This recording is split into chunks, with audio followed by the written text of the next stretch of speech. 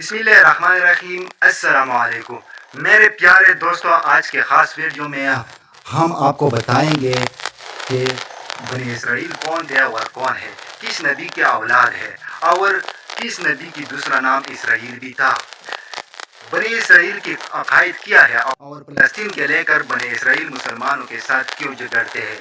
इसके अलावा बने इसराइल के मशहूर अंबिया कौन कौन है और उनके सहायक और किताबें कौन से है। कुरान में एक सूरत बने इसराइल भी है, ये भी आपको बताएंगे। वीडियो बहुत ही अहम होने वाला है, वीडियो स्किप नहीं करना और आखिर तक लाजमी देखना है। इस्लामी वाक़यातों के लिए मेरा चैनल सब्सक्राइब करें, लाइक करें, आगे शेयर करें।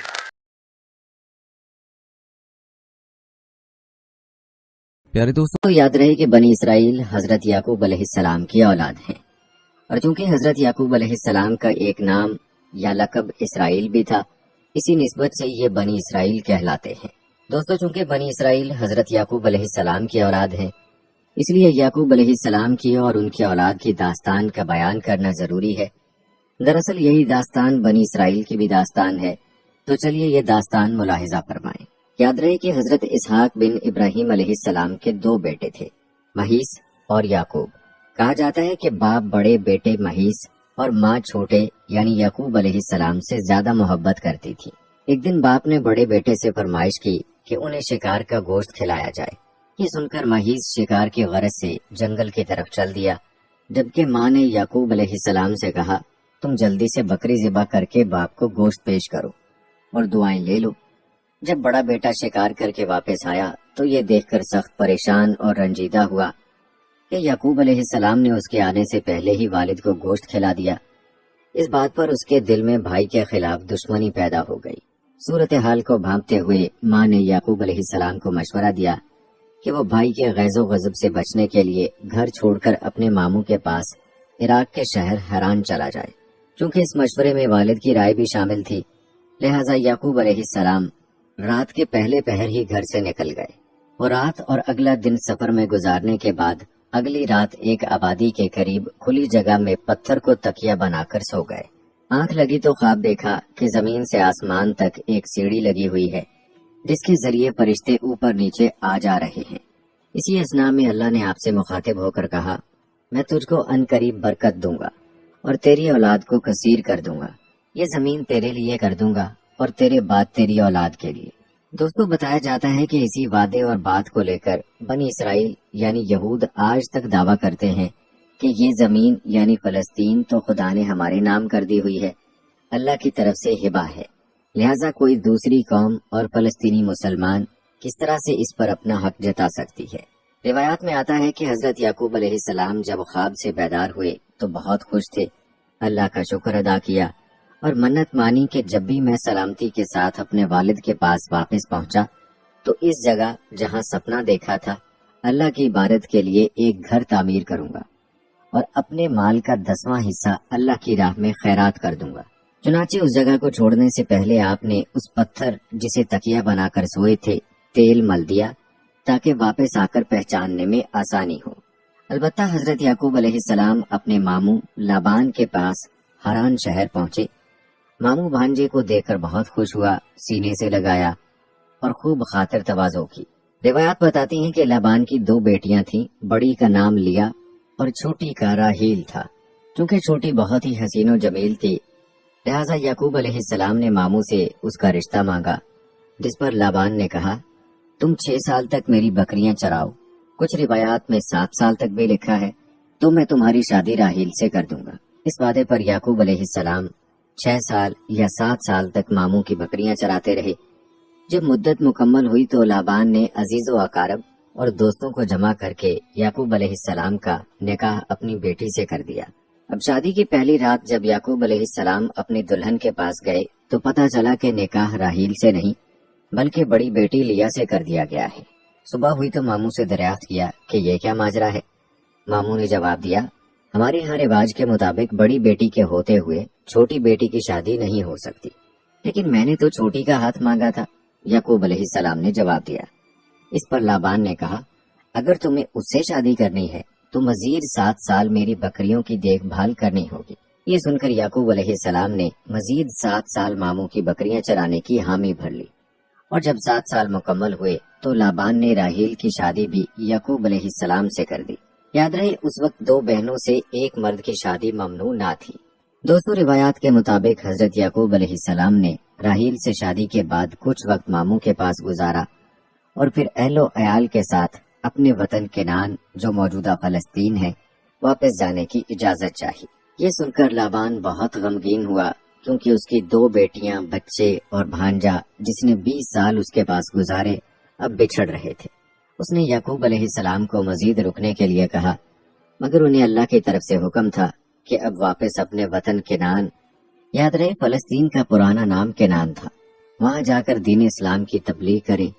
لہٰذا وہ ماموں سے اجازت لے کر واپسی کے سفر پر روانہ ہو گئے۔ بھانجے کو رخصت کرتے ہوئے لابان نے اپنی بیٹیوں کو جہیز کے طور پر بہت ساری بھیڑ بکریاں اور سامان خرد و نوش ساتھ دیا۔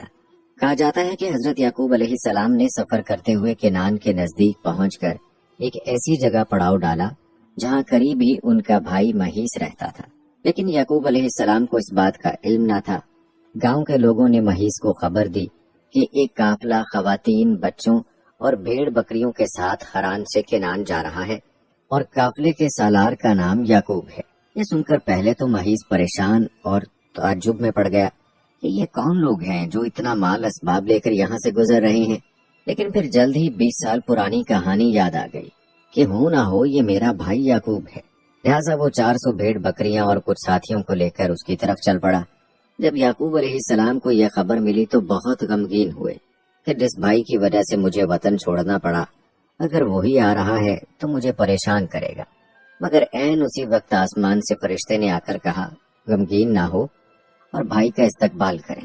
یہ سن کر ان کی ڈھارس بندھی، اپنے ریوڑ سے کچھ جانور بطور تحفہ لیے اور آگے بڑھ کر بھائی کا استقبال کیا۔ مہیس نے جب اتنی مدت کے بعد بھائی کو دیکھا تو غصہ جاتا رہا، پاس آ کر یعقوب علیہ السلام کو سینے سے لگا لیا اور ساتھ لے جا کر خوب خاطر تواضع کی۔ حضرت یعقوب علیہ السلام چند روز بھائی کی میزبانی میں گزار کر جب آگے بڑھے تو 20 سال پرانے راستوں کو تلاش کرتے ہوئے یروشلم کے قریب اس مقام تک پہنچ گئے جہاں انہوں نے 20 سال قبل پتھر کے تکیے پر سر رکھ کر رات گزاری تھی۔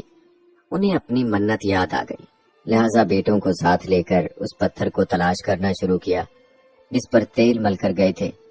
اگرچہ بہت عرصہ گزر چکا تھا لیکن اللہ کی مدد و تائید حاصل تھی، اس لیے جلد ہی وہ پتھر تلاش کر لیا اور اپنی مانی ہوئی منت کے مطابق بیٹوں کے ساتھ مل کر وہاں اللہ کا گھر تعمیر کیا جسے آج ہم بیت المقدس کے نام سے جانتے ہیں۔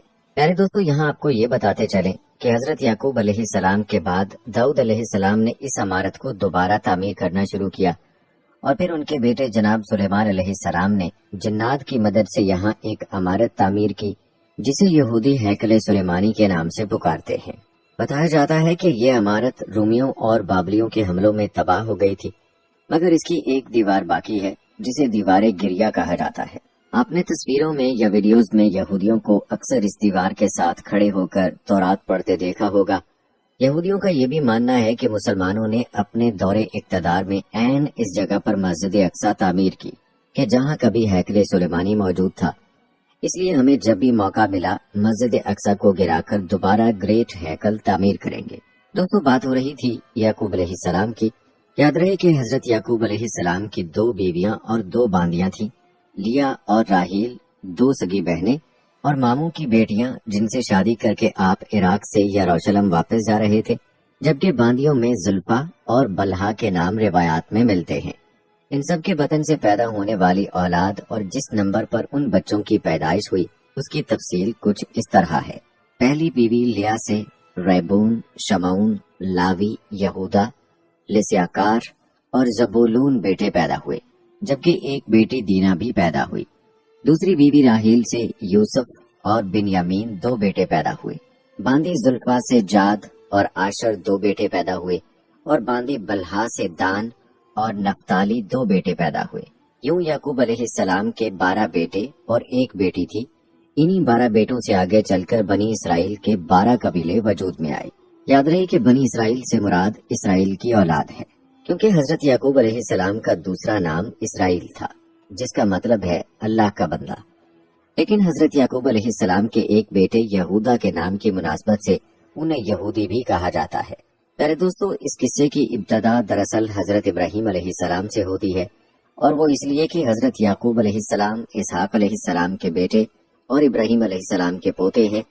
इस तरह असलन ये आले इब्राहीम हैं, और हम मुसलमान हर नमाज में आले इब्राहीम अलैहिस्सलाम पर दरूद भेजते हैं। लेकिन दोस्तों, ये दास्तान जानबूझकर हजरत याकूब अलैहिस्सलाम से शुरू की गई है, क्योंकि उनके वालिद हजरत इसहाक अलैहिस्सलाम के जंक्शन से आले इब्राहीम दो हिस्सों बनी इसराइल और बनी इस्माइल अलैहिस्सलाम में बढ़ जाते हैं। और यही वो नुक्ता है जिसे समझने की जरूरत है। हमारे यहाँ कुछ लोग यहूदियों को बुरा भला तो कहते हैं, लेकिन ये नहीं बताते कि ये हैं कौन और बनी इस्माइल से उनका क्या रिश्ता है। दोस्तों, ये तो हर कोई जानता है कि हजरत इब्राहीम अलैहिस्सलाम की दो बीवियां थीं। पहली बीवी बीबी सारा से औलाद ना होने पर आपने फिरौन मिस्र की बेटी सैयदा हाजरा से दूसरी शादी कर ली, जिनके बतन से अल्लाह ने आपको हजरत इस्माइल अलैहिस्सलाम की शक्ल में फर्जंद अता किया। अगरचे ये अल्लाह का हुक्म और इरादा था, लेकिन बाज मौरख लिखते हैं कि जब दूसरी बीवी हाजरा अलैहिस्सलाम के यहाँ बेटा पैदा हुआ तो दो खवातीन के दरमियान चपकलश शुरू हो गई।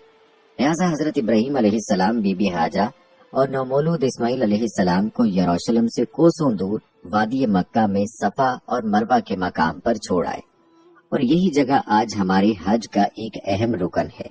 याद रहे कि बीबी हाजरा और हजरत इस्माइल अलैहिस्सलाम के मक्का चले जाने के बाद अल्लाह ने बीबी सारा को भी बेटा अता कर दिया, जिसका नाम इसहाक रखा गया, और इसी इसहाक अलैहिस्सलाम के बेटे याकूब अलैहिस्सलाम की नस्ल को बनी इसराइल कहा जाता है। यूं समझ लीजिए कि इसहाक अलैहिस्सलाम और इस्माइल अलैहिस्सलाम दो भाई थे। छोटे भाई इसहाक अलैहिस्सलाम की नस्ल जो फलस्तीन में फली फूली बनी इसराइल कहलाई, जिसमें से दानियाल अलैहिस्सलाम, यूसुफ अलैहिस्सलाम, अयूब अलैहिस्सलाम, दाऊद अलैहिस्सलाम, एलिया अलैहिस्सलाम, सुलेमान अलैहिस्सलाम, मूसा अलैहिस्सलाम और ईसा अलैहिस्सलाम जैसे आली मर्तबत अनबिया अलैहिस्सलाम ने जन्म लिया। जबकि बड़े बेटे इस्माइल अलैहिस्सलाम की औलाद सरजमीन हिजाज मौजूदा सऊदी अरब की वादी मक्का में आले इस्माइल के नाम से आगे बढ़ी।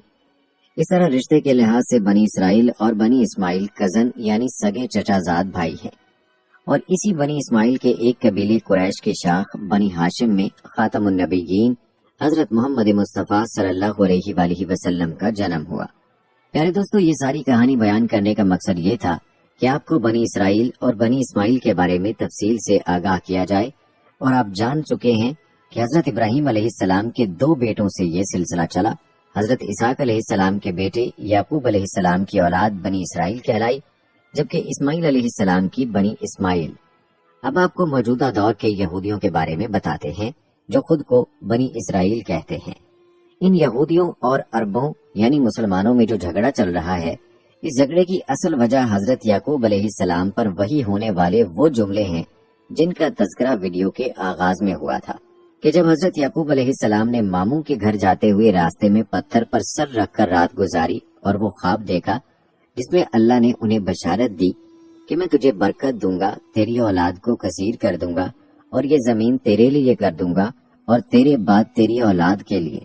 पहले दोस्तों, इसी खुदाई वादे की रिवायत को लेकर यहूदी या बनी इसराइल ये दावा लिए घूम रहे हैं कि अल्लाह ने तो हमारे दादा याकूब बिन इसहाक से बरकत का अहद किया था, लिहाजा बनी इसराइल से बाहर बिलखसूस बनी इस्माइल से कैसे कोई नबी आ सकता है, और ये जमीन यानी फलस्तीन तो उस वक्त से हमारे नाम हिबा कर दी गई थी, लिहाजा हम बनी इस्माइल के नबी यानी हजरत मोहम्मद सल्लल्लाहु अलैहि वसल्लम को मानते हैं और ना ही अर्ज़ फलस्तीन को छोड़ने के लिए तैयार हैं, क्योंकि ये हमारे दादा याकूब अलैहिस्सलाम को अल्लाह ने खुद अता की है।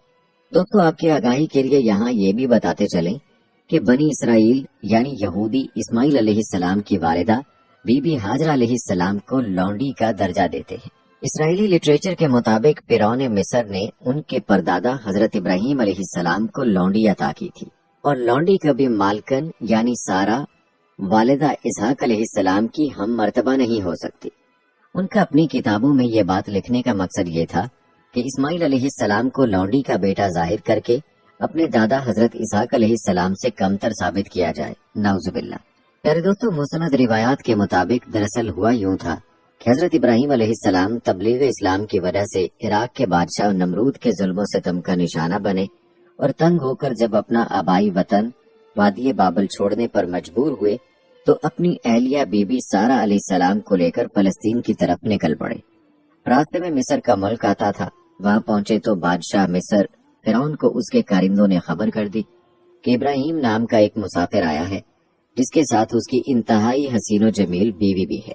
فرعون کا معمول تھا کہ اگر کسی باہر سے آنے والے شخص کی بیوی خوبصورت ہو تو وہ اسے اپنے پاس رکھ لیتا تھا، لہٰذا اس نے حکم دیا کہ اس عورت کو میرے سامنے پیش کیا جائے۔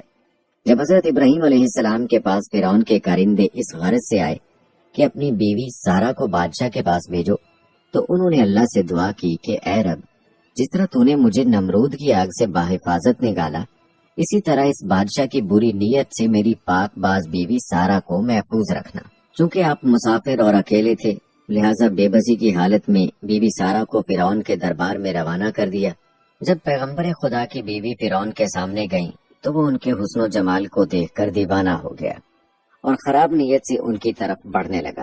یہ دیکھ کر بیوی سارہ نے نماز پڑھنی شروع کر دی اور اللہ سے دعا کی کہ اے مالک، میں نے اپنے خاوند کے سوا کسی کو نہیں دیکھا، مجھے فرعون کے غلط ارادے سے محفوظ رکھنا۔ جب نماز سے فارغ ہوئی تو فرعون نے پھر ہاتھ بڑھایا، لیکن اس دوران اسے عذاب الہی نے آن لیا، وہ بے ہوش ہو کر گر پڑا۔ مورخین لکھتے ہیں کہ اس کے منہ سے جھاگ نکلنے لگی اور قریب تھا کہ وہ مر جاتا۔ یہ دیکھ کر سارہ علیہ السلام پریشان ہو گئی کہ اگر یہ مر گیا تو بادشاہ کے قتل کا الزام مجھ پر عائد ہوگا۔ انہوں نے پھر اللہ سے دعا کی کہ اسے ٹھیک کر دے۔ جب وہ ٹھیک ہو گیا تو اس نے دوبارہ وہی حرکت کی اور سارہ علیہ السلام کو دوبارہ دعا کرنا پڑی۔ جب 2 دفعہ عذاب سے گزرا تو اسے یقین ہو گیا کہ یہ عورت انسان نہیں بلکہ جنات میں سے ہے۔ اس نے اپنے کارندوں سے کہا، تم تو کسی جن کو میرے پاس لے آئے ہو اور اسے واپس اس کے خاوند کے پاس لے جاؤ۔ وہ سارہ علیہ السلام کی شخصیت اور کرشمات سے اس قدر متاثر ہوا کہ جاتے ہوئے اس نے اپنی بیٹی ہاجر علیہ السلام انہیں تحفے میں دے دی، جسے بی بی سارہ علیہ السلام نے حضرت ابراہیم علیہ السلام کی خدمت میں پیش کیا اور انہوں نے اس سے نکاح کر لیا، کیونکہ تب تک ان کی کوئی اولاد نہ تھی۔ اور اس طرح بی بی ہاجر علیہ السلام کے بطن سے اللہ نے حضرت ابراہیم علیہ السلام کو پہلا بیٹا عطا کیا جس کا نام اسماعیل رکھا گیا۔ یاد رہے کہ اس واقعے کے پیش نظر بنی اسرائیل نے فرعون کی بیٹی ہاجرہ سلام اللہ علیہا کو قصدن کنیز لکھا، باحوالہ بائبل، تاکہ اس کی اولاد یعنی بنی اسماعیل کا مرتبہ کمتر کیا جا سکے۔ دوستو یاد رہے کہ مقام و مرتبہ تو اللہ کی طرف سے ہے جو اللہ تعالیٰ نے ہر نبی کے لیے عطا فرمایا ہے، اور سب نبیوں کا سردار اللہ تعالیٰ نے حضرت محمد صلی اللہ علیہ وآلہ وسلم کو قرار دیا ہے، جو حضرت اسماعیل علیہ السلام کی اولاد میں پیدا ہوئے۔ لیکن یہودیوں میں یعنی بنی اسرائیل میں یہ تعصب پایا جاتا ہے کہ نبی آخر الزمان صلی اللہ علیہ وآلہ وسلم جو کہ سردار الانبیاء بھی ہیں، وہ ان کے قبیلے میں کیوں نہیں مبعوث ہوئے، اور یہی وجہ ہے عربوں یعنی مسلمانوں اور یہودیوں کے بیچ لڑائی اور اختلاف کی کہ وہ حضرت اسحاق علیہ السلام کے علاوہ کسی کو اہمیت نہیں دیتے اور نہ ہی بنی اسرائیل سے باہر کسی کو نبی تسلیم کرتے ہیں۔ اور آپ کو بتاتے چلیں کہ یہودی اس بات پر بھی اصرار کرتے ہیں کہ حضرت ابراہیم علیہ السلام نے اللہ کے حکم سے جس بیٹے کو قربان کرنا چاہا وہ اسحاق تھے، نہ کہ اسماعیل، جیسا کہ ہم مسلمانوں کا عقیدہ ہے۔ رہی بات ارض فلسطین کی تو اسے وہ خدا کی طرف سے انعام اور آل یعقوب یعنی بنی اسرائیل ہونے کی وجہ سے اپنی وراثت خیال کرتے ہیں۔ دوستو وراثت سے یاد آیا کہ یہودی ہم مسلمانوں اور مسیحیوں کی طرح کسی تبلیغ کے نتیجے میں دوسرے مذاہب کو چھوڑ کر یہودی نہیں ہوئے، بلکہ ان کا دعویٰ ہے کہ وہ سب کے سب حضرت یعقوب علیہ السلام کی اولاد ہیں، اسی لیے انہیں بنی اسرائیل کہا جاتا ہے۔ پیارے دوستو بات ہو رہی تھی حضرت یعقوب علیہ السلام کی وطن واپسی کی۔ ان کی داستان بیان کرتے کرتے بیچ میں کچھ ضروری باتوں کا تذکرہ کرنا پڑا۔ دوستو روایات بتاتی ہیں کہ بیت المقدس کی تعمیر کے بعد وہیں پر حضرت یوسف علیہ السلام کی والدہ راحیل کے ہاں دوسرے بیٹے بنیامین کی ولادت ہوئی اور دوران زچگی راحیل کا انتقال ہو گیا۔ حضرت یعقوب علیہ السلام نے اپنی چہیتی بیوی راحیل کو بیت المقدس میں ہی دفن کر کے ان کے سرانے نشانی کے طور پر ایک پتھر گاڑ دیا جو اب تک موجود ہے۔ کہا جاتا ہے کہ حضرت یعقوب علیہ السلام کو اپنی بیوی راحیل سے اس قدر محبت تھی کہ ان کی وفات سے سخت رنجیدہ ہوئے اور بیت المقدس کو چھوڑ کر اپنے والد حضرت اسحاق علیہ السلام کے پاس ہیبرون یعنی الخلیل شہر آ گئے۔ ان کا بڑا بھائی مہیس بھی وہاں آ گیا اور دونوں بیٹوں کی موجودگی میں حضرت اسحاق علیہ السلام 180 سال کی عمر میں انتقال کر گئے۔ یاد رہے حضرت ابراہیم علیہ السلام اور جناب اسحاق علیہ السلام کی قبریں اسی شہر میں ہیں، جسے یہودی ہیبرون اور مسلمان الخلیل کے نام سے پکارتے ہیں۔ دوستوں، روایات بتاتی ہیں کہ حضرت یعقوب علیہ السلام نے بڑی کٹھن اور دکھ بھری زندگی گزاری۔ شروع میں بڑے بھائی کے ڈر سے 20 برس تک والدین سے جدا رہے، پھر چہیتی بیوی یوسف علیہ السلام اور بنیامین کی ماں راحیل داغ مفارقت دے گئیں، اور سب سے بڑھ کر یہ کہ باقی 10 بیٹوں نے اپنے سوتیلے بھائی یوسف علیہ السلام اور بنیامین کو بہت ستایا۔ چونکہ حضرت یعقوب علیہ السلام کو راحیل کے بیٹوں یوسف علیہ السلام اور بنیامین سے بہت پیار تھا، لہٰذا ہر وقت انہیں ساتھ رکھتے تھے، جس پر باقی 10 بیٹے ناراض ہو گئے اور انہوں نے سازش کر کے یوسف علیہ السلام کو کنویں میں ڈال دیا۔ یہ الگ بات ہے کہ بعد میں حضرت یوسف علیہ السلام مصر پہنچ کر وہاں کے حاکم بنے اور بھائیوں سمیت اپنے والد کو وہاں بلا لیا۔ تاریخ بتاتی ہے کہ جب حضرت یعقوب علیہ السلام مصر گئے تو ان کے ساتھ کنبے کے فقط 93 افراد تھے، لیکن بعد میں جب حضرت موسیٰ علیہ السلام اسرائیلیوں کو قبطی عیسائیوں کی غلامی سے چھڑا کر واپس یروشلم لائے تو ان کی تعداد 6,70,000 تھی۔ پیارے دوستو، روایات کے مطابق حضرت یعقوب علیہ السلام یوسف علیہ السلام کی جدائی میں 40 سال تک روتے رہے، اور بالآخر باپ بیٹا اس وقت ملے جب یوسف علیہ السلام والی مصر تھے۔ ملاقات کے بعد جناب یعقوب علیہ السلام کی بینائی لوٹ آئی اور وہ 24 برس تک بیٹے کے پاس مصر میں مقیم رہے، لیکن یوسف علیہ السلام کو وصیت کی کہ موت کے بعد میری میت اپنے وطن فلسطین لے جا کر میرے باپ اسحاق علیہ السلام کے قدموں میں دفن کرنا۔ حضرت یوسف علیہ السلام نے باپ کی وصیت کے مطابق ان کی وفات کے بعد حضرت یعقوب علیہ السلام کی میت ایک صندوق میں بند کر کے فلسطین پہنچائی اور حسب وصیت حضرت اسحاق علیہ السلام کے پاس دفن کیا۔ کہا جاتا ہے کہ اس دن سے بنی اسرائیل نے اپنے مردوں کو صندوق میں بند کر کے دفنانا شروع کر دیا، اور یہ رسم آج بھی جاری ہے۔ دوستو، امید ہے کہ یہاں تک آپ کو بنی اسرائیل کے بارے میں کافی حد تک جانکاری حاصل ہو چکی ہوگی کہ اصل میں بنی اسرائیل کون ہیں۔ جہاں تک ارض فلسطین اور بیت المقدس پر کنٹرول اور حاکمیت کا تعلق ہے تو حقیقت یہ ہے کہ یہ سرزمین تینوں بڑے مذاہب اسلام، مسیحیت اور یہودیت کے نزدیک یکساں تقدیس کا درجہ رکھتی ہے۔ سب کے سب اس کا احترام کرتے ہیں، اور وہ اس کے لیے بنی اسرائیل کے تمام انبیاء اس سرزمین پر آئے اور اکثر یہیں پر مدفون ہیں اور محو استراحت ہیں۔ یاد رہے کہ حضرت عیسیٰ ابن مریم علیہ السلام بھی اسی خطہ ارض پر تشریف لائے، یہیں پر انہیں مصلوب کرنے کی کوشش کی گئی اور یہیں سے اللہ نے انہیں اپنے پاس آسمانوں پر بلا لیا۔ لطف کی بات یہ ہے کہ حضرت عیسیٰ علیہ السلام انہی میں سے اور انہی اسرائیلیوں کی طرف نبی بنا کر بھیجے گئے تھے، مگر انہوں نے ان کا انکار کیا، اور جن لوگوں نے انہیں اللہ کا سچا نبی تسلیم کر لیا وہ بعد میں مسیحی کہلائے۔ دوستو، یہ بھی یاد رہے کہ حضرت عیسیٰ ابن مریم علیہ السلام بنی اسرائیل کے آخری نبی تھے، اور ان کے تقریباً 575 برس بعد خطہ حجاز موجودہ سعودی عرب میں آباد بنی اسرائیل کے کزن قبیلے بنی اسماعیل سے اللہ کے آخری نبی حضرت محمد صلی اللہ علیہ وآلہ وسلم آل مبعوث ہوئے۔ کزن قبیلے کی اصطلاح سے قطعاً متعجب ہونے کی ضرورت نہیں ہے، کیونکہ حضور علیہ الصلوۃ والسلام حضرت اسماعیل علیہ السلام بن ابراہیم علیہ السلام کی اولاد سے ہیں، جو حضرت یعقوب علیہ السلام عرف اسرائیل کے چچا تھے۔ پیارے دوستوں، آپ کو بتاتے چلیں کہ یہودیوں اور مسیحیوں کی طرح ہم مسلمانوں کے لیے فلسطین اس لیے مقدس ہے کہ یہاں ہمارا قبلہ اول واقع ہے، اور قرآن کے مطابق معراج کی شب ہمارے نبی صلی اللہ علیہ وآلہ وسلم اسی بیت المقدس سے آسمانوں پر تشریف لے گئے۔ یہ ہیں وہ بنیادی وجوہات جس کی بنا پر یہ خطہ گزشتہ کئی صدیوں سے مسلسل کشمکش اور جنگ و جدل سے لبریز چلا آ رہا ہے۔ جو قوم طاقتور ہوئی اس نے بڑھ کر اس پر قبضہ کر لیا۔ تاریخ کے مطابق مسیحی، یہودی اور مسلمان باری باری کئی مرتبہ اسے فتح کر کے یہاں اپنا اقتدار قائم کر چکے ہیں، لیکن اب تک کوئی پائیدار حل سامنے نہیں آ سکا، اور آج بھی فلسطین دنیا کے سامنے ایک حل طلب مسئلے کے طور پر موجود ہے۔ دوستو، آپ کو بتاتے چلیں کہ اگرچہ یہ سرزمین عالم مسیحیت کے لیے بھی اتنا ہی پیاری اور مقدس ہے کہ جتنا اسے یہودی اور مسلمان پیار کرتے ہیں، لیکن کرسچن ورلڈ، امریکہ اور برطانیہ نے ایک سوچے سمجھے منصوبے کے تحت 1948 میں اسے مسلمانوں یعنی اردن سے لے کر یہودیوں کے حوالے کر دیا اور اب تک یہ یہودیوں ہی کے قبضے میں ہے۔ پیارے دوستو، ہم آپ کو بنی اسرائیل پر نازل ہونے والے آسمانی خوان کے بارے میں بھی بتائیں گے جو من و سلوہ کی صورت میں ان پر نازل ہوتا رہا، لیکن پہلے تذکرہ کرتے ہیں بنی اسرائیل کے مشہور انبیاء کا۔ ویسے تو بنی اسرائیل میں کئی نبی اللہ کی طرف سے مبعوث کیے گئے ہیں، لیکن ہم یہاں پر چند مشہور اور معروف انبیاء کا تذکرہ مختصر طور پر کریں گے۔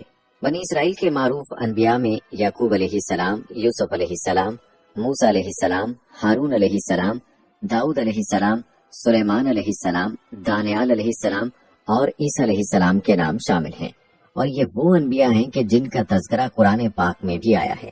یعقوب علیہ السلام کا تفصیلی واقعہ آپ ملاحظہ کر چکے ہیں، البتہ باقی انبیاء کا مختصر تذکرہ جو ہے وہ ضروری ہے، لیکن آپ نے ویڈیو کو سکپ نہیں کرنا۔ سب سے پہلے تذکرہ کرتے ہیں حضرت یوسف علیہ السلام کا۔ یاد رہے کہ حضرت یوسف علیہ السلام حضرت یعقوب علیہ السلام کے بیٹے، حضرت اسحاق علیہ السلام کے پوتے اور حضرت ابراہیم علیہ السلام کے پڑپوتے ہیں۔ والدہ راحیل حضرت یوسف علیہ السلام کے چھوٹے بھائی بنیامین کی پیدائش کے وقت انتقال کر گئی تھی۔ یوں تو اللہ تعالیٰ نے حضرت یعقوب علیہ السلام کو 12 بیٹوں سے نوازا تھا، لیکن راحیل کے بطن سے 2 بیٹے یوسف علیہ السلام اور بنیامین ہی ہوئے۔ حضرت یوسف علیہ السلام بھی اپنی والدہ کی طرح حسن و جمال میں لاسانی تھے۔ والد کو ان سے بے حد محبت تھی اور وہ انہیں خود سے جدا نہیں کرتے تھے۔ روایات میں ہے کہ حضرت یعقوب علیہ السلام کی چہیتی بیوی راحیل نے بھی ان کے لیے خصوصی وصیت کی تھی۔ اب یہ بن ماں کے بھی تھے اور 10 سوتیلے بھائیوں سے چھوٹے بھی۔ پھر شدید قربت اور محبت کا ایک سبب یہ بھی تھا کہ حضرت یعقوب علیہ السلام نے حضرت یوسف علیہ السلام کی پیشانی پر چمکتے نور نبوت کا مشاہدہ بھی کر لیا تھا۔ دوستو، یاد رہے کہ اللہ عز و جل نے قرآن کریم کی 111 آیات پر مشتمل پوری ایک سورت سورہ یوسف میں حضرت یوسف علیہ السلام کے واقعے کو بیان فرمایا ہے۔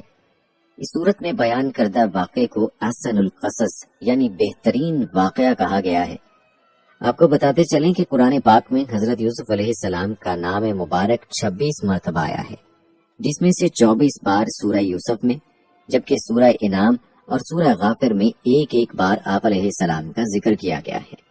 کہتے ہیں کہ حضرت یوسف علیہ السلام ابھی سن بلاغت کو نہ پہنچے تھے کہ انہوں نے ایک خواب دیکھا، جس کا اپنے والد سے یوں ذکر کیا: اے ابا جان، میں نے 11 ستاروں، سورج اور چاند کو دیکھا کہ وہ سب مجھے سجدہ کر رہے ہیں۔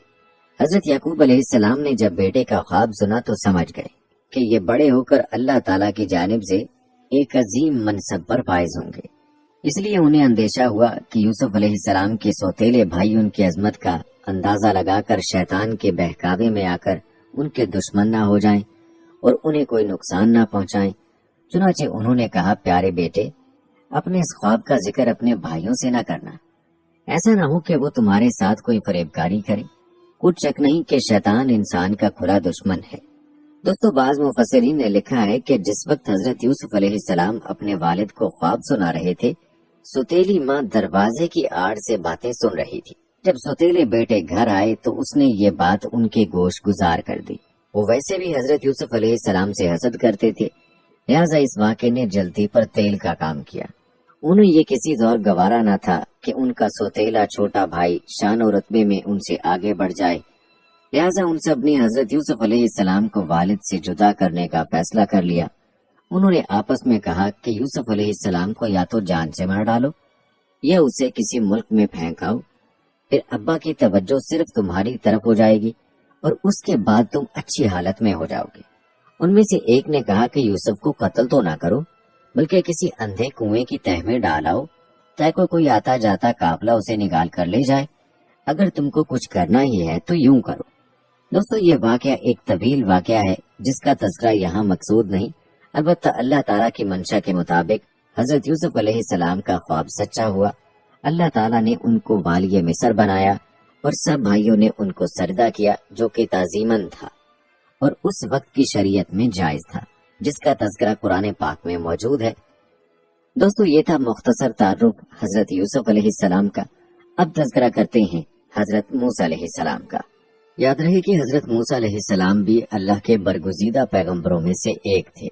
آپ کا پورا نام موسیٰ بن عمران ہے۔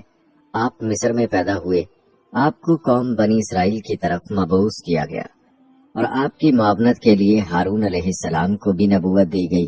یاد رہے کہ حضرت ہارون علیہ السلام حضرت موسیٰ علیہ السلام کے بھائی ہیں اور ان کا تذکرہ بھی قرآن پاک میں آتا ہے۔ پیارے دوستو، حضرت موسیٰ علیہ السلام اور ہارون علیہ السلام بھی حضرت یعقوب علیہ السلام کی اولاد سے ہیں، جو کہ بنی اسرائیل کہلاتی ہے۔ روایات بتاتی ہیں کہ بنی اسرائیل کو مصر میں رہتے ہوئے کافی مدت گزر چکی تھی۔ چونکہ یہ لوگ باہر سے آئے ہوئے تھے، اس لیے مصری انہیں اچھی نظر سے نہیں دیکھتے تھے۔ آپ کو بتاتے چلیں کہ اسی زمانے میں مصر کا ہر بادشاہ فرعون کہلاتا تھا۔ حضرت یوسف علیہ السلام 16ویں فرعون کے زمانے میں مصر تشریف لائے تھے، جبکہ موسیٰ علیہ السلام کے زمانے کا بادشاہ 19واں فرعون تھا۔ اس کا نام منفتح بن رمسس دوم تھا۔ روایات میں آتا ہے کہ فرعون نے ایک خواب دیکھا جس کی تعبیر یہ بتائی گئی کہ بنی اسرائیل کا ایک لڑکا تیری حکومت کے زوال کا باعث ہوگا۔ اس پر فرعون نے حکم دیا کہ بنی اسرائیل میں جو لڑکا پیدا ہو اس کو قتل کر دیا جائے۔ اس زمانے میں حضرت موسیٰ علیہ السلام عمران کے گھر میں پیدا ہوئے۔ ماں باپ کو سخت پریشانی تھی اور وہ سمجھتے تھے اگر کسی کو پتہ چل گیا تو اس بچے کی خیر نہیں۔ آخر اللہ تعالیٰ نے آپ کی والدہ کے دل میں یہ بات ڈال دی کہ اس بچے کو صندوق میں ڈال کر دریائے نیل میں بہا دو۔ حضرت موسیٰ علیہ السلام کی والدہ نے ایسا ہی کیا اور اپنی بڑی لڑکی کو بھیجا کہ وہ صندوق کے ساتھ ساتھ کنارے پر جائے اور دیکھے کہ اللہ کس طرح اس کی حفاظت کرتا ہے۔ جب یہ صندوق تیرتا ہوا شاہی محل کے قریب پہنچا تو فرعون کے گھرانے کی عورتوں میں سے ایک نے اس کو دیکھ کر باہر نکلوا لیا، اور جب اس میں ایک خوبصورت بچے کو دیکھا تو خوش ہوئی اور اس بچے کو محل میں لے گئی۔ حضرت موسیٰ علیہ السلام کی بہن بھی فرعون کی خادماؤں کے ساتھ شامل ہو گئی۔ فرعون کی کوئی اولاد نہ تھی۔ جب اس کی بیوی آسیہ نے ایک حسین و جمیل بچے کو دیکھا تو بہت خوش ہوئی۔ اتنے میں فرعون بھی آ گیا اور اس کے قتل کا حکم دے دیا۔ فرعون کی بیوی نے منت سماجت سے کہا کہ اس معصوم کو قتل نہ کرو، کوئی بڑی بات نہیں اگر یہ بچہ میری اور تیری آنکھوں کا نور اور دل کا سرور بن جائے اور ہم اس کو اپنا بیٹا بنا لیں، اور اگر حقیقت میں یہی وہ بچہ ہے جو تیرے خواب کی تعبیر بننے والا ہے تو ہم اس کی ایسی تربیت کریں گے کہ ہمارے لیے نقصان رسان بننے کی بجائے مفید ہی ثابت ہو۔ اس طرح فرعون حضرت موسیٰ علیہ السلام کے قتل کرنے سے باز رہا۔ دوستو، حضرت موسیٰ علیہ السلام فرعون کے گھر میں پل کر جوان ہوئے۔ یہ ہے اللہ رب العزت کی قدرت کہ کیسے اس بچے کو زندہ رکھا۔ اس کی محبت فرعون کی بیوی آسیہ کے دل میں ڈالی۔ اس کی پرورش کا سامان موسیٰ علیہ السلام کی والدہ ہی کے ذمہ لگایا اور آپ علیہ السلام کو ان کے دشمن کے گھر میں پال کر دکھایا، وہ دشمن جو اپنے رب ہونے کا دعویٰ کرتا تھا۔ پیارے دوستو، روایات بتاتی ہیں حضرت موسیٰ علیہ السلام بڑے خوبصورت اور طاقتور تھے۔ ایک مرتبہ ایک قبطی اور اسرائیلی کی لڑائی کے دوران آپ علیہ السلام نے قبطی کو گھونسا مارا جس سے وہ مر گیا۔ اگلے دن ایک دوسرے قبطی نے یہ خبر مشہور کر دی کہ مصری کو حضرت موسیٰ علیہ السلام نے مارا تھا۔ فرعون نے ان کو گرفتاری کے احکامات جاری کر دیے۔ اس وقت ایک آدمی فرعون کے دربار میں موجود تھا جس کو حضرت موسیٰ علیہ السلام سے انس تھا۔ اس نے فوراً حضرت موسیٰ علیہ السلام کو جا کر سارے واقعے کی اطلاع دی اور مشورہ دیا کہ آپ فوراً یہاں سے نکل جائیں۔ چنانچہ حضرت موسیٰ علیہ السلام وہاں سے بے سر و سامان نکل کھڑے ہوئے اور منزلیں طے کرتے ہوئے مدین کے شہر جا پہنچے۔ آپ بھوک اور پیاس سے نڈھال ہو رہے تھے۔ جب ایک کنویں پر پہنچے تو دیکھا کہ کنویں پر لوگوں کی بھیڑ لگی ہوئی ہے اور لوگ اپنے اپنے ریوڑوں کو پانی پلا رہے ہیں۔ سب سے پیچھے دو لڑکیاں اپنی بکریاں لیے کھڑی ہیں۔ حضرت موسیٰ علیہ السلام نے ان لڑکیوں کے ریوڑ کو پلا دیا۔ لڑکیوں نے گھر جا کر ماجرا سنایا تو ان کے بوڑھے باپ نے کہا کہ یہ احسان فراموشی ہوگی کہ ہم اپنے موسم کے ساتھ کوئی اچھا سلوک نہ کریں، اور کہا جاؤ پردیسی نوجوان کو اپنے گھر بلا لاؤ تاکہ ہم اس کی کچھ خدمت کر سکیں۔ چنانچہ ایک لڑکی گئی اور حضرت موسیٰ علیہ السلام کو ساتھ لے آئی۔ ان کے باپ نے حضرت موسیٰ علیہ السلام کو کھانا کھلایا اور اس طرف آنے کی وجہ پوچھی۔ آپ نے تمام واقعہ سنا دیا۔ اس لڑکی نے جو آپ کو بلانے گئی تھی اپنے بزرگ باپ سے کہا کہ بابا جان، بہتر ہوگا کہ اس نوجوان کو ملازم رکھ لیا جائے۔ ملازم وہی اچھا ہوتا ہے جو ایماندار بھی ہو اور طاقتور بھی۔ یہ سن کر وہ بزرگ بہت خوش ہوئے اور حضرت موسیٰ علیہ السلام سے کہا کہ اگر تم 8 سال میری بکریاں چراؤ تو اپنی یہ بیٹی تمہارے نکاح میں دے دوں گا، اور اگر تم 2 سال اور بکریاں چراؤ تو یہی لڑکی کا حق مہر ہوگا۔ حضرت موسیٰ علیہ السلام نے اس کو قبول کیا اور فرمایا یہ میری خوشی پر چھوڑ دیجئے، ان دونوں میں سے جو مدت میں چاہوں اس کو پورا کر دوں۔ چنانچہ مقررہ مدت تک بکریاں چرانے کے بعد حضرت موسیٰ علیہ السلام کی شادی ہو گئی۔ روایات میں آتا ہے کہ ایک دن حضرت موسیٰ علیہ السلام بکریاں چراتے ہوئے دور نکل گئے۔ آپ کی بیوی بھی آپ کے ہمراہ تھی۔ رات ہو گئی اور راستہ بھول گئے۔ رات بڑی سرد اور تاریک تھی۔ آپ کو آگ کی تلاش ہوئی۔ ادھر ادھر دیکھا، سامنے کوہ سینا پر چمکتا ہوا شعلہ نظر آیا۔ آپ نے اپنی بیوی سے کہا، تم یہیں ٹھہرو، میں وہاں سے آگ لے آؤں۔ آپ چلے جا رہے تھے اور آگ دور ہوتی جا رہی تھی۔ جب کچھ دور تک چلنے کے بعد بھی وہ آگ دور رہی تو حضرت موسیٰ علیہ السلام خوف کھانے لگے اور قریب تھا کہ واپس ہو جائیں کہ آواز آئی، اے موسیٰ علیہ السلام، میں تیرا پروردگار ہوں، اپنا جوتا اتار دے، یہ طوٰ کی مقدس وادی ہے، میں نے تجھ کو رسالت کے لیے چن لیا ہے۔ پیارے دوستو، یوں حضرت موسیٰ علیہ السلام کو اللہ نے نبوت عطا کی اور اس کے بعد سے عصا کے معجزات کو اللہ کی نشانیوں کے طور پر آپ علیہ السلام پر آشکار کیا گیا اور حکم ہوا کہ ہماری ان نشانیوں کو لے کر فرعون کے پاس جاؤ اور اس کو اور اس کی قوم کو سیدھا راستہ دکھاؤ۔ اس نے بہت سرکشی اور نافرمانی اختیار کر رکھی ہے اور وہ بنی اسرائیل پر انتہائی ظلم کر رہا ہے، ان کو اس غلامی اور ذلت سے نجات دلاؤ۔ حضرت موسیٰ علیہ السلام اپنے بھائی کو ساتھ لے کر فرعون کے دربار گئے اور فرعون سے کہا کہ خدا نے مجھے اپنا پیغمبر اور رسول بنا کر تیرے پاس بھیجا ہے۔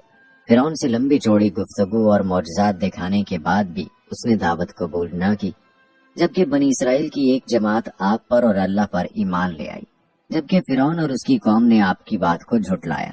کبھی وہ ایمان لے آتے اور کئی بار ایسا ہوا کہ جب عذاب رفع ہو جاتا تو یہ لوگ پھر منکر ہو جاتے۔ اب اللہ نے حضرت موسیٰ علیہ السلام کو حکم دیا کہ اپنی قوم بنی اسرائیل کو مصر سے نکال کر باپ دادا کی سرزمین پر لے جاؤ۔ چنانچہ آپ رات کے وقت بنی اسرائیل کو لے کر نکل گئے۔ ادھر فرعون کو بھی اطلاع مل گئی۔ اس نے ایک زبردست فوج کے ساتھ ان کا تعاقب کیا۔ وہ پانی کے کنارے پر پہنچے تھے کہ مصری فوجیں آ گئیں، جنہیں دیکھ کر بنی اسرائیل بہت گھبرائے، مگر حضرت موسیٰ علیہ السلام نے ان کو تسلی دی کہ گھبراؤ نہیں، اللہ کا وعدہ سچا ہوتا ہے۔ اللہ تعالیٰ نے حضرت موسیٰ علیہ السلام کو حکم دیا کہ اپنی لاٹھی پانی پر مارو۔ چنانچہ جب حضرت موسیٰ علیہ السلام نے بحیرہ کلزم کے پانی پر اپنی لاٹھی ماری تو اس میں سے راستہ بن گیا اور حضرت موسیٰ علیہ السلام بڑے آرام سے بحیرہ کلزم پار کر گئے۔ یہ دیکھ کر فرعون نے اپنی فوج کو حکم دیا کہ تم بھی اس راستے سے بحیرہ کلزم کو پار کر جاؤ، لیکن جب فرعون اور اس کی ساری فوج درمیان میں آ گئی تو اللہ کے حکم سے پانی پھر اپنی اصلی حالت پر آ گیا اور فرعون اپنی فوج سمیت غرق ہو گیا۔ پیارے دوستو، یہ تھا تذکرہ حضرت موسیٰ علیہ السلام کا، جو کہ بنی اسرائیل میں ایک جلیل القدر اور معروف نبی تھے، اور آپ علیہ السلام کے دور میں بنی اسرائیل کے حوالے سے بہت سے واقعات ہیں جو قرآن پاک میں بیان ہوئے ہیں۔ دوستو، اب تذکرہ کرتے ہیں حضرت داؤد علیہ السلام کا۔ یہ بھی بنی اسرائیل کے مشہور انبیاء میں سے ہیں۔ روایات کے مطابق حضرت داؤد علیہ السلام 965 قبل مسیح فلسطین میں پیدا ہوئے۔ آپ علیہ السلام حضرت ابراہیم علیہ السلام کی نسل میں سے تھے۔ محمد بن اسحاق حضرت وہب بن منبع رضی اللہ تعالی عنہ کے حوالے سے تحریر کرتے ہیں کہ حضرت داؤد علیہ السلام پستہ قد تھے، آنکھیں نیلی تھی، جسم پر بال بہت کم تھے، چہرے سے پاکیزگی جھلکتی تھی، نہایت ہمدرد، قوی، بہادر اور نڈر ہونے کے ساتھ حکمرانی اور فیصلہ کرنے کی قوت تحفہ خداوندی میں ملی تھی۔ کہا جاتا ہے کہ حضرت داؤد علیہ السلام سے قبل بنی اسرائیل میں نبوت آل لاوی بن یعقوب میں چلی آ رہی تھی، جبکہ بادشاہت دوسرے خاندان یہودا بن یعقوب میں تھی، لیکن اللہ رب العزت نے پہلی مرتبہ دونوں اعزازات ایک ہی شخصیت میں جمع فرما دیے۔ حضرت داؤد علیہ السلام اللہ کے برگزیدہ نبی اور رسول تھے اور بادشاہ بھی۔ اور یاد رہے کہ انبیاء اکرام علیہ السلام میں حضرت آدم علیہ السلام کے بعد حضرت داؤد علیہ السلام ہی وہ پیغمبر ہیں جنہیں قرآن کریم نے خلیفہ کے لقب سے نوازا، جیسا کہ سورہ صاد میں اللہ تعالیٰ نے فرمایا، اے داؤد، ہم نے تمہیں زمین پر خلیفہ بنا دیا، تم لوگوں کے درمیان حق کے ساتھ فیصلے کرو۔ پیارے دوستو، یہاں داؤد علیہ السلام کی پہلی فتح کا تذکرہ کرتے ہیں جو کم سنی کی عمر میں آپ کو حاصل ہوئی، اور یہ واقعہ قرآن پاک میں بھی بیان ہوا۔ کہتے ہیں کہ قوم عمالقہ کے ظالم و جابر بادشاہ جالوت کی فوج کے مقابلے میں صف آرا بنی اسرائیل کے بادشاہ حضرت طالوت کے لشکر میں ایک کم عمر نوجوان بھی اپنی غلیل کے ساتھ شامل تھا، کیونکہ نوعمر ہونے کی وجہ سے اسے اسلحہ نہیں دیا گیا تھا۔ जालूत जिस्म को सामाने हरब से सजाए निहायत रौनक और तकब्बुर से शाही सवारी पर बैठा अहले ईमान को दावत मुबारजत दे रहा था। अभी बनी इसराइल का एक छोटा सा लश्कर कोई फैसला भी न कर पाया था कि अचानक उनकी सफों में मौजूद ये कम उम्र नौजवान उकाब जैसी बर्क रफ्तारी से बाहर निकला और जालूत के सामने पहुंचकर उसे ललकारने लगा।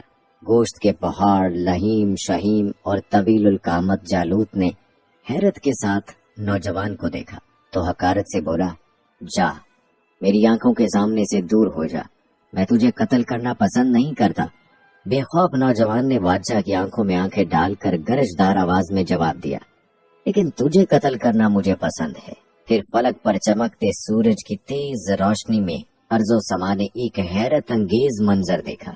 नौजवान की गुलेल से गोली की तरह निकले पत्थर से जालूत का मुतकब्बिर सर पाश पाश हो चुका था और उसका ताकतवर जिस्म जमीन पर औंधे मुंह पड़ा था।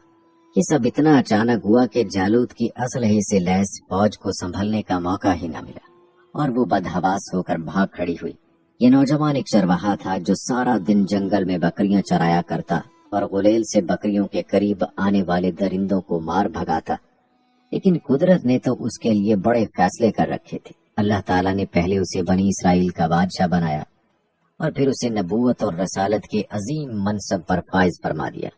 सूरह बकरा की आयत नंबर 251 में अल्लाह ताला ने फरमाया, दाऊद ने जालूत को कत्ल कर डाला और अल्लाह ने उनको बादशाही और दानाई बख्शी और जिन जिन चीजों को चाहा उन्हें इल्म दिया।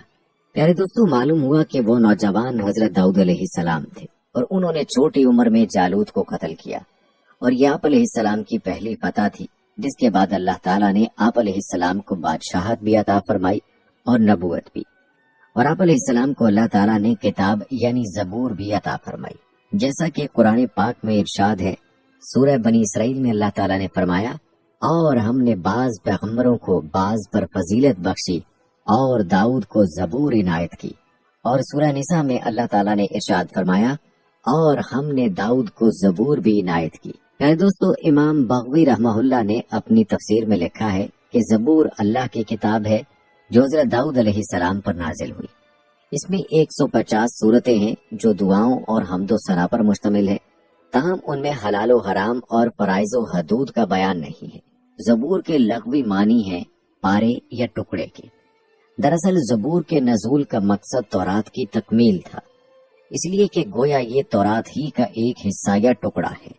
दोस्तों, आपको बताते चलें कि ज़बूर अल्लाह ताला की हम्दो सना से मुज़य्यन है और हजरत दाऊद अलैहिस्सलाम को अल्लाह ताला ने दिल नशी आवाज और सहर अंगेज लहन अता फरमाया था। आप अलैहिस्सलाम जब ज़बूर की तिलावत फरमाते तो वजद आफरीन तिलावत से मशहूर होकर चरिंद परिंद दरख्त पहाड़ जिन्नो इंस दरियाओ समंदर यानी सब अल्लाह ताला की हम्दो सना में महव हो जाते। इसीलिए आज तक लहने दाऊदी ज़रबुल मिसल है। दोस्तों, ये था तज़किरा हजरत दाऊद अलैहिस्सलाम का और उनकी नबूवत और उन पर नाजिल होने वाली किताब का। अब तज़किरा करते हैं बनी इसराइल के नबी सुलेमान अलैहिस्सलाम का। प्यारे दोस्तों, हजरत सुलेमान अलैहिस्सलाम भी अल्लाह सुब्हाना व तआला के अजीमुल मर्तबत पैगम्बर गुजरे हैं। आपको बनी इसराइल में मबऊस किया गया था और न सिर्फ पैगम्बरी अता की गई बल्कि दुनिया की अजीम बादशाहत और इल्म से भी नवाजा गया था। रिवायात में आता है कि हजरत सुलेमान अलैहिस्सलाम के सामने अल्लाह ताला ने 3 ऑप्शन रखे थे कि वो जिस चीज को चाहें अपने लिए पसंद फरमा ले। आप अलैहिस्सलाम के लिए बादशाहत, दौलत और इल्म रखा गया और आप अलैहिस्सलाम ने उसमें से इल्म को पसंद फरमाया। हजरत सुलेमान अलैहिस्सलाम का इंतखाब बारगाह खुदाबंदी में मकबूल ठहरा और आप अलैहिस्सलाम को बाकी 2 चीजों यानी बादशाहत और दौलत भी इल्म के इंतखाब पर दिए गए। याद रहे कि आप अलैहिस्सलाम की हुक्मरानी न सिर्फ जमीन, जमादात, नबातात, हैवानात पर थी बल्कि जिन्नो इंस भी आपके ताबे थे, जबकि हवा भी आपके हुक्म के ताबे थी। आप अलैहिस्सलाम का एक अजीमुशान तख्त था जिस पर बैठकर आप अलैहिस्सलाम हवा के दोष पर दुनिया भर में जहाँ चाहे आते जाते और सफर किया करते थे। कहते हैं ये तख्त हवादे से जमाना के बाइस मतरूक और फिर खत्म हो गया। प्यारे दोस्तों, याद रहे कि सुलेमान अलैहिस्सलाम के वालिद हजरत दाऊद अलैहिस्सलाम भी निहायत जलीलुल कदर पैगंबर गुजरे हैं اور آپ کو بھی اللہ نے بادشاہت عطا فرمائی تھی جس کا تذکرہ آپ سن چکے ہیں۔ یہاں آپ کو بیت المقدس کی تعمیر اور سلیمان علیہ السلام کی موت کے حوالے سے ایک عجیب واقعہ سناتے ہیں جو آپ کی زندگی کا اہم واقعہ ہے۔ کہتے ہیں بیت المقدس کی تعمیر جو حضرت داؤد علیہ السلام نے شروع کی تھی، حضرت سلیمان علیہ السلام نے اس کی تکمیل فرمائی۔ روایات بتاتی ہیں کہ اس میں کچھ کام تعمیر کا باقی تھا اور یہ تعمیر کا کام جنات کے سپرد تھا، اور ان جنات کی طبیعت میں سرکشی غالب تھی، لیکن حضرت سلیمان علیہ السلام کے خوف سے جنات کام کرتے تھے۔ ان کی وفات کا جنات کو علم ہو جاتا تو فوراً کام چھوڑ بیٹھتے اور تعمیر رہ جاتی۔ اس کا انتظام حضرت سلیمان علیہ السلام نے بے اذن ربانی یہ کیا، یعنی اللہ کے حکم سے یہ کیا کہ جب موت کا وقت آیا تو موت کی تیاری کر کے اپنے محراب میں داخل ہو گئے، جو شفاف شیشے سے بنی ہوئی تھی، باہر سے اندر کی سب چیزیں نظر آتی تھیں۔ حضرت سلیمان علیہ السلام اپنے معمول کے مطابق عبادت کے لیے ایک عصا کا سہارا لے کر کھڑے ہو گئے۔ آپ علیہ السلام اس انداز سے کھڑے ہوئے کہ روح پرواز کرنے کے بعد بھی آپ علیہ السلام کا جسم مبارک اس عصا کے سہارے اپنی جگہ جمع رہے۔ اسی حالت میں حضرت سلیمان علیہ السلام کی روح وقت مقرر پر قبض کر لی گئی، مگر وہ اپنے عصا کے سہارے اپنی جگہ جمے رہے اور باہر سے ایسے نظر آتے کہ عبادت میں مشغول ہیں۔ آپ علیہ السلام کا جنات پر اس قدر روب تھا کہ جنات کی یہ مجال نہ تھی کہ پاس آ کر دیکھتے، لہذا وہ سلیمان علیہ السلام کو زندہ سمجھ کر کام میں مشغول رہے، یہاں تک کہ سال بھر گزر گیا اور تعمیر بیت المقدس کا بقیہ کام پورا ہو گیا۔ بیت المقدس کا کام پورا ہونے پر اللہ تعالیٰ نے گھن کے کیڑے کو، جس کو اردو میں دیمک کہا جاتا ہے یا دیمک جیسا ہی ایک کیڑا ہے، اور قرآن کریم نے اس کو دابۃ الارض کے نام سے موسوم کیا ہے، عصائے سلیمانی پر مسلط کر دیا۔ اس گھن نے، اس دیمک جیسے کیڑے نے عصا کی لکڑی کو اندر سے کھا کر کمزور کر دیا۔ یوں عصے کا سہارا ختم ہوا تو سلیمان علیہ السلام کا جسد مبارک گر گیا۔ اس وقت جنات کو ان کی موت کی خبر ہوئی۔ دوستو، آپ علیہ السلام کی موت کے اس واقعے میں بڑی حکمتیں پوشیدہ ہیں۔ یہاں یہ بات سوچنے کی ہے کہ حضرت سلیمان علیہ السلام، جن کو ایسی بے مثل حکومت و سلطنت حاصل تھی کہ صرف ساری دنیا پر ہی نہیں بلکہ جنات اور طیور اور ہوا پر بھی ان کی حکومت تھی، مگر ان سب سامانوں کے باوجود موت سے ان کو بھی نجات نہ تھی، اور یہ کہ موت تو مقررہ وقت پر آنی تھی جو آ کر رہی۔ اسی لیے تو کہا جاتا ہے کہ موت ایسی اٹل حقیقت ہے کہ جس کا انکار کسی کو نہیں۔ پیارے دوستو، حضرت سلیمان علیہ السلام کی موت کے واقعے کی ایک بڑی حکمت یہ تھی کہ جنات کو اللہ تعالیٰ نے دور دراز کی مسافت چند لمحات میں قطع کر لینے کی قوت عطا فرمائی تھی۔ وہ بہت سے ایسے حالات و واقعات سے واقف ہوتے تھے جن کو انسان نہیں جانتے تھے۔ جب وہ انسانوں کو ان واقعات کی خبر دیتے تو انسان یہ سمجھتے تھے کہ یہ غیب کی خبر ہے، اور جنات کو بھی علم غیب حاصل ہے۔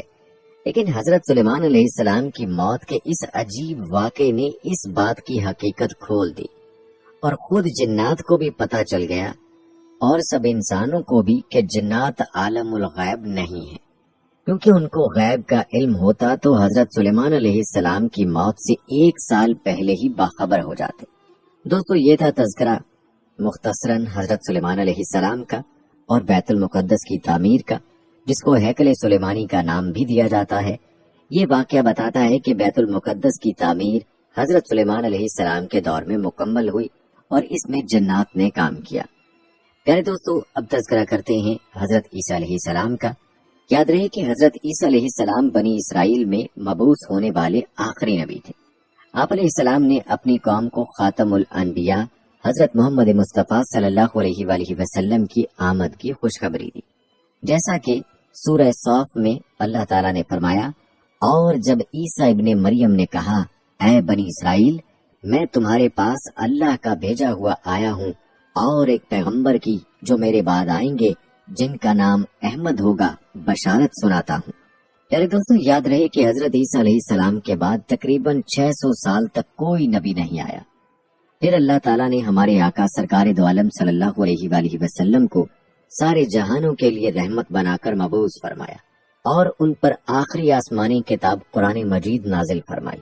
یاد رہے کہ حضرت عیسیٰ علیہ السلام پر انجیل نازل فرمائی گئی تھی، جیسا کہ سورہ مائدہ میں اللہ تعالیٰ نے فرمایا، اور ہم نے ان پیغمبروں کے بعد عیسیٰ ابن مریم کو اپنے سے پہلی کتاب یعنی تورات کی تصدیق کرنے والا بنا کر بھیجا، اور ہم نے ان کو انجیل عطا کی جس میں ہدایت اور نور تھا۔ ابن جریر رحمت اللہ علیہ نے تحریر کیا ہے کہ حضرت عیسیٰ علیہ السلام پر جب انجیل نازل ہوئی تو آپ علیہ السلام کی عمر مبارک 30 سال تھی، اور نبوت کے 3 سال بعد یعنی 33 برس کی عمر میں اللہ تعالیٰ نے آپ علیہ السلام کو آسمان پر اٹھا لیا۔ دوستو، آپ کو بتاتے چلیں کہ قرآن کریم کی 13 سورتوں میں مختلف ناموں سے حضرت عیسیٰ علیہ السلام کا تذکرہ موجود ہے۔ 26 مقامات پر عیسیٰ علیہ السلام، 23 مقامات پر ابن مریم، 11 جگہوں پر مسیح، اور 1 مقام پر آپ کو عبداللہ کہا گیا ہے۔ قرآن مجید کی 19ویں سورہ سورہ مریم حضرت عیسیٰ علیہ السلام کی والدہ محترمہ کے نام پر ہے، جس میں حضرت مریم بنت عمران اور حضرت عیسیٰ علیہ السلام کا قصہ تفصیل کے ساتھ موجود ہے۔ اس کے علاوہ قرآن مجید کی تیسری سورت سورہ آل عمران حضرت مریم علیہ السلام کے والد ماجد کے نام سے منسوب ہے، جس میں حضرت مریم علیہ السلام کی پیدائش کا واقعہ بیان کیا گیا ہے۔ قرآن مجید کی 5ویں سورت سورت المائدہ میں اس کھانے کا ذکر ہے جس کی فرمائش حضرت عیسیٰ علیہ السلام کے حواریوں نے کی تھی۔ حضرت عیسیٰ علیہ السلام نے بارگاہ خداوندی میں دعا کی جس پر آسمان سے مائدہ یعنی کھانے کے خوان کا نزول ہوا۔ دوستو، کہا جاتا ہے کہ قرآن پاک میں سب سے زیادہ جس نبی کا تذکرہ ہے وہ حضرت عیسیٰ علیہ السلام ہی ہیں، اور اسی بارے میں مفتی محمد شفیع رحمہ اللہ علیہ تحریر فرماتے ہیں کہ قرآن مجید میں انبیاء اکرام علیہ السلام میں سب سے زیادہ ذکر حضرت عیسیٰ علیہ السلام کا کیا گیا ہے۔ سورت آل عمران کے 11ویں رکوع میں اللہ تعالیٰ انبیاء سابقین علیہ السلام کا ذکر ایک ہی آیت میں اجمالاً کرنے پر اکتفا فرمایا۔ اس کے بعد تقریباً 3 رکوع اور 22 آیات میں حضرت عیسیٰ علیہ السلام اور ان کے خاندان کا ذکر کیا گیا۔ حضرت عیسیٰ علیہ السلام کی نانی کا ذکر، ان کی نظر کا بیان، والدہ کی پیدائش، ان کا نام، تربیت کا تفصیلی ذکر، حضرت عیسیٰ علیہ السلام کا بطن مادر میں آنا، پھر ولادت کا مفصل حال، ولادت کے بعد ماں نے کیا کھایا پیا اس کا ذکر، اپنے خاندان میں بچے کو لے کر آنا، ان کے تان و تشنی، نومولود مسیح کو بطور معجزہ گویائی عطا ہونا، قوم کو دعوت دینا، ان کی مخالفت، حواریین کی امداد، یہودیوں کا نرغہ، زندہ آسمان پر اٹھایا جانا وغیرہ۔ پھر احادیث متواترہ میں ان کی مزید صفات، شکل و صورت، حیت، لباس وغیرہ کی پوری تفصیلات۔ یہ ایسے حالات ہیں کہ قرآن و حدیث میں کسی نبی اور رسول کے حالات اس تفصیل سے بیان نہیں کیے گئے۔ پیارے دوستو، یاد رہے کہ حضرت عیسیٰ علیہ السلام قیامت کے قریب دوبارہ دنیا میں اتارے جائیں گے۔ نبی کریم صلی اللہ علیہ وآلہ وسلم کے امتی کی حیثیت سے حضرت عیسیٰ علیہ السلام کا دوبارہ نزول، امت مسلمہ کی قیادت و رہنمائی، فتنہ دجال کی سرکوبی، خنزیر کا قتل، صلیب کا توڑنا، یاجوج ماجوج کا خاتمہ، فسق و فجور کا سد باب، امن و امان کا قیام، اسلام کا بول بالا، قرب قیامت کی وہ حقیقتیں ہیں کہ جن کے ظہور کا تذکرہ احادیث کی تمام کتب بشمول صحیح بخاری اور مسلم شریف میں موجود ہے۔ کہا جاتا ہے کہ ان کے دور میں سب مسلمان ہو جائیں گے، دجال کا قتل بھی آپ علیہ السلام کے ہاتھوں ہوگا، اور یاجوج ماجوج کا ظہور و فساد بھی آپ علیہ السلام ہی کی موجودگی میں ہوگا۔ بالآخر آپ علیہ السلام ہی کی بد دعا سے ان کی ہلاکت ہوگی، جیسا کہ حضور نبی کریم صلی اللہ علیہ وآلہ وسلم نے فرمایا، قسم ہے اس ذات کی جس کے ہاتھ میں میری جان ہے، ضرور ایک وقت آئے گا کہ تم میں ابن مریم حاکم و عادل بن کر نازل ہوں گے، وہ صلیب توڑ دیں گے، خنزیر کو قتل کریں گے، جزیہ اٹھا دیں گے، اور مال کی اتنی بہتات ہو جائے گی کہ کوئی اسے قبول کرنے والا نہیں ہوگا، یعنی صدقہ اور خیرات لینے والا کوئی نہیں ہوگا، حتیٰ کہ ایک سجدہ دنیا و مافیہ سے بہتر ہوگا۔ پیارے دوستو، آپ نے بنی اسرائیل کے مشہور انبیاء کا تذکرہ ملاحظہ کیا۔ آخر میں آپ کو بنی اسرائیل پر نازل ہونے والے خوان کے بارے میں بتاتے ہیں اور ویڈیو کا اختتام کرتے ہیں۔ قرآن پاک کی سورہ المائدہ میں اللہ تعالیٰ نے ارشاد فرمایا، جس کا ترجمہ ہے، عیسیٰ ابن مریم نے دعا کی، اے ہمارے رب، ہم پر آسمان سے کھانے کا خوان نازل فرما، تاکہ وہ دن ہمارے اگلوں اور پچھلوں کے لیے عید ہو جائے اور تیری طرف سے نشان ہو جائے، اور ہمیں رزق عطا فرما اور تو سب سے بہتر رزق عطا فرمانے والا ہے۔ اس آیت میں بنی اسرائیل پر جو مائدہ اللہ کی طرف سے خوان کی صورت میں نازل ہوا اس کا تذکرہ ہے، جو کہ حضرت عیسیٰ علیہ السلام کے حواریوں پر نازل ہوا۔ یاد رہے کہ بنی اسرائیل پر 2 بار آسمان سے خوان نازل ہوا ہے، ایک حضرت عیسیٰ علیہ السلام کے حواریوں کے لیے اور دوسرا حضرت موسیٰ علیہ السلام کی قوم پر۔ جب حضرت موسیٰ علیہ السلام 6 لاکھ بنی اسرائیل کے افراد کے ساتھ میدان طے میں مقیم تھے تو اللہ تعالیٰ نے آسمان سے 2 کھانے اتارے، ایک کا نام من اور دوسرے کا نام سلوا تھا۔ روایات بتاتی ہیں کہ من بالکل سفید شہد کی طرح ایک حلوہ تھا یا سفید رنگ کی شہد ہی تھی جو روزانہ آسمان سے بارش کی طرح برستی تھی، اور سلوا پکی ہوئی بٹیریں تھیں جو ہوا کے ساتھ آسمان سے نازل ہوا کرتی تھی۔ جیسا کہ اللہ تعالیٰ نے بنی اسرائیل پر اپنی نعمتوں کا شمار کراتے ہوئے قرآن مجید کی سورہ بقرہ میں ارشاد فرمایا، اور تم پر من اور سلوا اتارا۔ اس من و سلوا کے بارے میں حضرت موسیٰ علیہ السلام کا یہ حکم تھا کہ روزانہ تم اس کو کھا لیا کرو اور کل کے لیے ہرگز اس کا ذخیرہ مت کرو۔ مگر بعض ضعیف الاعتقاد لوگوں کو یہ ڈر لگنے لگا، اگر کسی دن من و سلوا نہ اترا تو ہم لوگ اس بے آب و گیا شٹیل میدان میں بھوکے مر جائیں گے۔ چنانچہ ان لوگوں نے کچھ چھپا کر کل کے لیے رکھ لیا، تو نبی کی نافرمانی سے ایسی نحوست پھیل گئی کہ جو کچھ لوگوں نے کل کے لیے جمع کیا تھا وہ سب سڑ گیا اور آئندہ کے لیے اس کا اترنا بند ہو گیا۔ دوستوں، روایات میں آتا ہے کہ حضور اقدس صلی اللہ علیہ وآلہ وسلم نے ارشاد فرمایا کہ بنی اسرائیل نہ ہوتے تو نہ یہ کھانا کبھی خراب ہوتا، نہ گوشت سڑتا۔ کھانے کا خراب ہونا اور گوشت کا سڑنا اسی تاریخ سے شروع ہوا، ورنہ اس سے پہلے نہ کھانا بگڑتا تھا نہ گوشت سڑتا تھا۔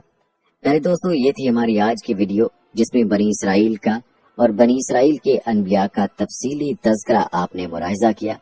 جانے سے پہلے ویڈیو کو آپ شیئر ضرور کریں۔ پیارے دوستوں، ہم یہ امید کرتے ہیں کہ آپ کو ہماری آج کی یہ ویڈیو ضرور پسند آئی ہوگی۔ اگر آپ کو ہماری آج کی یہ ویڈیو پسند آئی ہے تو سب سے پہلے تو اس کو لائک کریں اور اپنی رائے کا اظہار کمنٹ سیکشن میں لازمی کریں۔ آخر میں آپ سے درخواست ہے کہ اگر آپ نے ابھی تک ہمارا چینل سبسکرائب نہیں کیا ہے تو ابھی سبسکرائب کر لیں، ساتھ میں بیل نوٹیفیکیشن کو بھی آن کر لیں تاکہ لیٹسٹ اپلوڈ ہونے والی ویڈیوز آپ تک بر وقت پہنچتی رہیں۔ مجھے اگلی ویڈیو تک اجازت دیں۔ فی امان اللہ۔